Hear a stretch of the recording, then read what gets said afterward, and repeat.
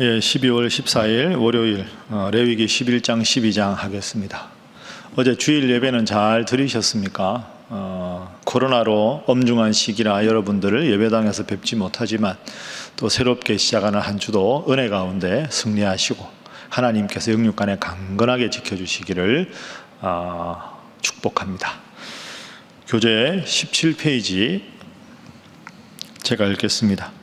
하나님께서는 이스라엘 백성들이 먹을 수 있는 것과 먹어서는 안 되는 것들을 가르쳐 주십니다. 먹을 수 있는 짐승은 소나 토끼와 같이 발굽이 갈라지고 되새김질을 하는 것들입니다. 돼지는 되새김질을 하지 않으므로 먹어서는 안 됩니다. 물고기 중에는 지느러미와 비늘이 있는 것은 먹을 수 있습니다. 이 밖에도 조류와 곤충 중에서 먹을 수 있는 것을 구체적으로 명시해 주십니다. 이어서 부정한 것의 목록을 차근차근 가르쳐 주십니다. 예를 들어 주검을 만지면 그날 저녁까지 부정합니다. 주검을 옮긴 사람은 그 옷을 세탁해야 합니다. 여인이 아들을 낳으면 8일간 부정하고 딸을 낳으면 2주간 부정하게 됩니다. 여인의 산혈이 정결하게 된 다음에는 속죄 제물을 하나님께 드려야 합니다. 여러분, 레위기는 크게 두 부분으로 나눌 수 있습니다. 여러분들에게 처음에 제가 일러드린 대로 레위기가 1장부터 27장까지 있습니다. 이 레위기 주제는 거룩과 정결, 거룩한. 그래서 예배, 하나님 앞에 제사는 거룩하게 드리고, 그리고 제사를 드리는 시간 외 일상생활에는 정결하게, 성결하게 살아라. 그래서 예배의 거룩과 일상의 정결, 이 두 가지가 주제라고 말씀드렸습니다. 그래서 1장부터 10장까지는 하나님 앞에 거룩하게 제사를 드리기 위한 번제, 소제, 화목제, 속죄제, 속건제, 그리고 제사장에 관한 규례가 쭉 나왔습니다. 이제 오늘 읽은 11장부터는 이제 일상생활 속에서의 정결한 삶을 이야기합니다. 그래서 일상생활 속에서 오늘 11장에는 정한 짐승과 부정한 짐승, 그러니까 먹을 수 있는 짐승과 먹어서는 안 되는 짐승, 일상생활 속의 정결한 삶을 위한 내용을 말씀하셨고, 12장에는 아이를 낳은 산모가 몸이 이제 회복되고 하나님 앞에 온전히 건강하게 될 때까지 조심해서 머물러라 하는 그런 말씀을 오늘 일러주셨습니다. 자, 그래서 오늘 본문을 통한 첫 번째 기도 제목은 일상에서 정결한 삶을 살게 하소서 하는 것입니다. 일상에서 정결한 삶, 11장부터 주제라고 말씀드렸습니다. 여러분, 오늘 11장, 12장 쭉 말씀을 읽어보시고 앞으로 레위기 27장까지 읽어보시면 제가 전에 말씀드린 대로 참 하나님께서 섬세하시다, 참 하나님은 자상하시다, 어떻게 이렇게까지 일상생활 속에서의 정결함을 세세하게 일러주셨을까, 그런 생각이 듭니다. 3500년 정도 전입니다. 지금 이 레위기가 기록된 시대 배경이. 3500년 전에 먹어야 될 음식과 먹어서는 안 되는 음식, 그리고 몸에 병이 생겼을 때, 이게 전염 가능성이 있을 때는 진 밖에 격리를 해서 전염병이 다 낫고 나서 들어오라, 그리고 이런 경우에 몸에 종기가 났을 때는 이렇게 하고, 이런 경우에 문제가 있을 때는 이렇게 하라, 하나하나 일러주셨습니다. 여러분, 우리가 이 레위기가 쓰여졌을 때보다 3500년 후에 살아가는데 우리가 지금 코로나로 고생하고 있는 이유가 뭡니까? 어떻게 보면 이 말씀에서 말하는 일상의 정결한 삶을 놓쳐버렸기 때문이죠. 하나님과 나의 관계도 중요하지만 이웃을 생각해서 마스크 쓰고 손 깨끗하게 씻고 사람들 많이 보이는 번잡한 곳에 출입하지 않도록 정부의 권고에 따라서 하는, 이걸 제대로 지키지 않아서 이런저런 코로나가 더 심각해지는 상황 아닙니까? 근데 하나님은 3500년 전에 이미 이렇게 말씀하셨다. 그래서 우리가 예배당에서 예배를 드리고 모이지 않는 이유도 우리가 이 사회 속에서 덕을 쌓기 위해서입니다. 여러분, 예배를 통해서 은혜를 받는 거지만 전도는 삶으로 하는 겁니다. 이 구분해야 되죠. 예배를 통해서 내가 하나님의 자녀의 은혜를 충만히 받고 그 받은 은혜와 나에게 주신 하나님 사랑을 나누는 것은 삶에서 나누는 겁니다. 그러니까 우리가 살아갈 때 하나님 믿는 사람답게 살아가는 모습이 세상 사람들과 달라야 향기 나는 삶이 돼서 전도가 되는 거죠. 그래서 이런 코로나 상황에서 교회가 정부 눈치를 봐서 예배당에 안 모이는 게 결코 아닙니다.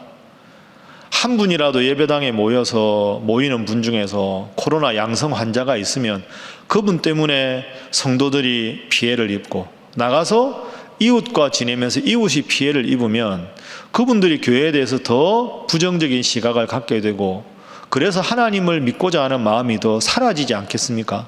그래서 예배당에서 모이지 않는 것은 경건하지 않아서가 아니라 그것이 결국은 세상 사람들로 하여금 하나님께로 초청하는 중요한 모멘텀이 되기 때문입니다. 그래서 여러분, 예배당에서 모이지 않아도 일상생활 속에서 정결한 삶을 살아가고 또 힘들고 어려운 분들에게 넉넉한 마음으로 이웃의 벗이 되어 주셔서 코로나가 다 끝난 다음에 저 신일교회 다니는 분들 때문에 내가 참 어려울 때 잘 이겼다, 잘 이길 수 있는 용기를 얻었다, 그런 분들이 많아져서 이 예배당에 차고 넘쳐서 하나님 앞에 예배드리는 그날이 올 수 있기를 주님 이름으로 부탁합니다. 자, 두 번째 오늘 본문의 교훈과 기도 제목은 말씀을 바르게 해석하는 지혜를 주소서 하는 것입니다. 말씀을 바르게 해석하는 지혜입니다. 오늘 여러분 이 말씀 듣기 전에 레위기 11장 12장 말씀 읽으셨을 텐데 어떤 느낌이 드셨습니까? 특히 11장 읽으면서는 이거 어떡하나 이런 생각 안 하셨습니까? 왜 그러냐? 11장 보십시오. 자, 하나님께서 말씀하셨습니다. 2절에 모든 짐승 중에 너희가 먹을 만한 생물은 이러하다 하고 말씀을 하셨습니다. 자, 생물들 중에, 동물들 중에 먹을 수 있는 동물의 조건 보시죠. 3절에 굽이 갈라져 쪽발이 되고 되새김질하는 것을 너희가 먹어라. 그럼 여러분 초식 동물 중에서 굽이 갈라져서 쪽발이고 되새김질하는 것, 제일 쉬운 예가 뭡니까? 소는 쪽발이고 되새김질을 하죠. 되새김질 4번이나, 위장이 4개나 있지 않습니까? 그래서 소고기는 먹어도 됩니다. 문제는 7절 보십시오. 돼지는 굽이 갈라져 쪽발이로 되어 되새김질을 못함으로 너희에게 부정하다. 8절 너희는 이러한 고기를 먹지 말아라. 돼지고기 먹으면 됩니까? 안 됩니까? 오늘 본문만으로 보면 안 되는 겁니다.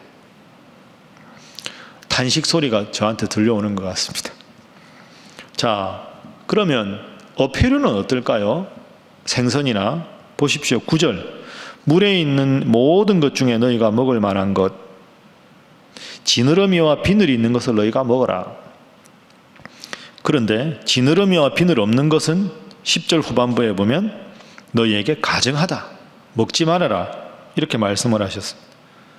그럼 여러분, 오징어는요, 낙지, 꼴뚜기 먹으면 안 됩니다. 성경에 나오는데, 그죠? 13절 새 중에 너희가 가증히 여길 것은, 그러니까 여기 있는 새들 빼고는 먹어도 된다는 거 아닙니까? 그런데 여러분, 새 드십니까? 안 드시죠?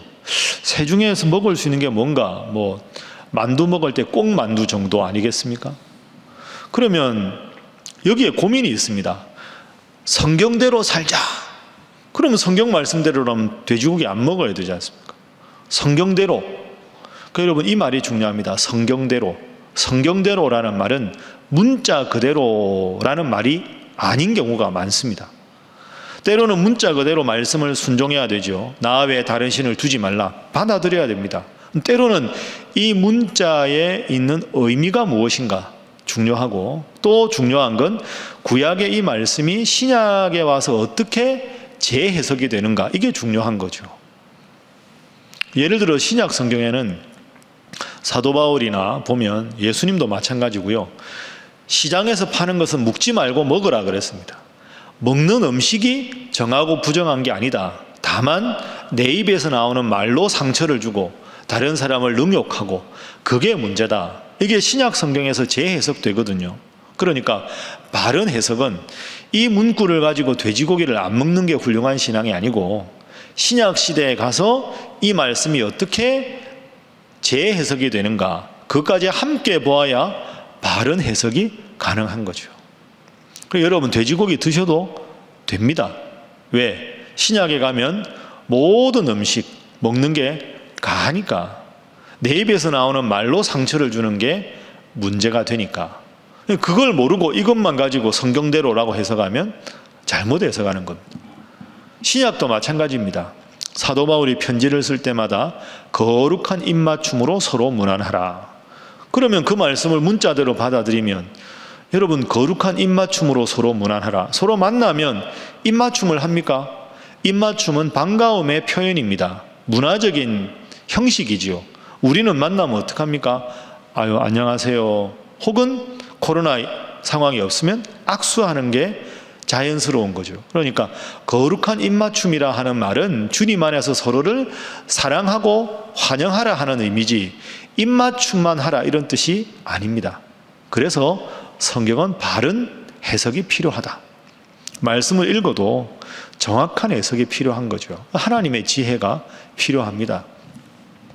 여러분 누가 하나님 말씀을 완벽하게 100% 해석을 하겠습니까? 그러나 이 일을 위해서 노력하는 것은 필요합니다. 그래서 교회는 신학을 정식으로 공부한 목회자들이 필요한 거죠. 저도 완벽하지 않습니다. 그러나 말씀 준비할 때마다 먼저 하나님의 지혜를 달라고 기도합니다. 그래서 여러분들이 신일교회는 참 말씀을 정확하게 가르친다. 신일교회에서 전파되는 말씀은 정말로 하나님께서 나에게 주시는 말씀이다. 그런 느낌을 가질 수 있도록 앞으로도 노력하겠습니다. 좋은 교회에서 믿음 생활하는 것이 그래서 중요합니다.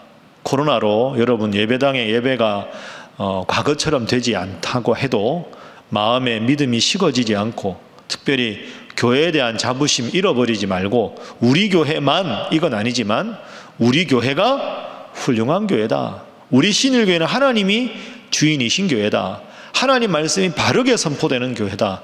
그런 자부심을 가질 수 있도록 목회자들 위해서 기도해 주시고, 여러분들도 더 말씀에 충실하고 말씀과 함께 열심히 하시는 모두가 되시기를 주님 이름으로 축복합니다.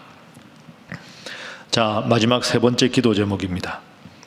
나의 하나님이심을 날마다 고백하게 하소서 하는 것입니다. 나의 하나님, 하나님이 아니라, 모두의 하나님이 아니라 나의 하나님. 자, 오늘 본문 말씀에 아주 은혜로운 구절이 있습니다. 다 훌륭한 말씀이지만 44절, 45절 하나님이 이렇게 말씀하십니다. 결론적으로 나는 여호와 너희의 하나님이라. 너희의 하나님이라. 45절 나는 너희의 하나님이 되려고 너희를 애굽 땅에서 인도하여 낸 여호와라. 내가 너희의 하나님이 되려고, 너희를 사랑해서 너희를 복주기 위해서 애굽 땅에서 너희를 출애굽을 시켰다. 그러니까 여러분 나의 하나님으로 고백하는 게 중요합니다. 우리 신일교회만 해도 성도들이 많지만 우리 온 성도의 하나님이기도 하지만 나의 하나님, 나의 하나님으로 고백할 수 있어야 한다 하는 거죠. 그러니까 하나님은 나를 사랑하는 분입니다. 내가 너의 하나님이 되려고 너를 지명해서 불렀다. 내가 너의 하나님이 되려고, 너에게 복주려고 내가 지금도 너를 지킨다. 이게 하나님의 사랑입니다. 힘들고 어려울 때마다 하나님, 이게 아니라 나의 하나님, 나를 사랑하시는 하나님, 지금도 나를 지키시는 하나님 늘 느끼면서 여러분의 삶 가운데 구체적으로 함께 하시는 하나님, 그분 주시는 은혜 가운데 승리하는 또 한 주간 되시기를 주님 이름으로 축복합니다. 함께 기도하겠습니다. 하나님, 일상에서 정결한 삶을 살게 하시고 말씀을 바로 믿고 바로 알고 바르게 실천하는 그런 성도 되게 하여 주옵소서. 나의 하나님을 고백하고 내 삶 가운데 깊이 관여하시고 나를 인도하시는 하나님을 날마다 느끼며 경험하며 살아가게 하여 주옵소서. 한 주간 코로나로부터 저희들을 지키시고 가족들을 지키시고 온 교회를 지키시고 이 나라 이 민족 이 땅의 백성들 지키시고 인도하여 주옵소서. 다 함께 주님 앞에 기도하겠습니다.